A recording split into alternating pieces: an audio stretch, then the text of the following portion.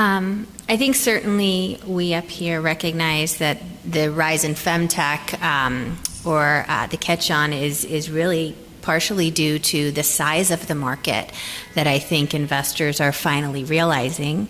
That said, it appears that most of our products and diagnostics and services are founded out of our own personal experiences, our personal struggles. Certainly my struggles with breastfeeding were. I'm curious, Jessica, having kind of the connection and touch point with the consumer, where would you think or suggest that femtech really should be looking next? Yeah, we're seeing menopausal health and sexual health kind of on the rise.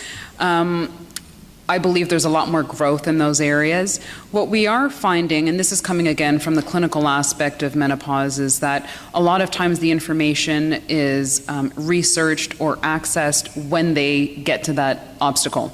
So what would be better is if we can start that, change that narrative to perimenopausal women, really understanding the cycle of that transition and what it can entail, so that it's not looked at as something that's shameful or kind of dreading that time frame, and rather looking at it as a transition that they can ease into it with grace. So I think the perimenopausal time frame, because it is such a long time span, is when you look through perimenopause, menopause, and postmenopause. I mean, that can really go anywhere from your early 40s into your mid 50s. That's about a good 12 to 15 year time span. And so for only capturing women possibly at the end tail of that, a lot of times they are addressing these devices because they're frustrated. So then it comes out of frustration.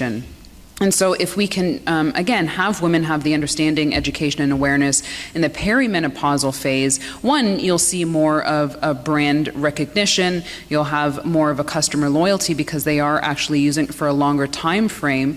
And then what you'll find is that women will be more accepting of the menopausal stage rather than trying to be scared of it. I mean, if you ask most patients today, it's looked as something that they're fearful of, a lot of unknowns, and something that they're dreading. And so we really need to change that narrative. I think we're getting there, but we still have a lot of work.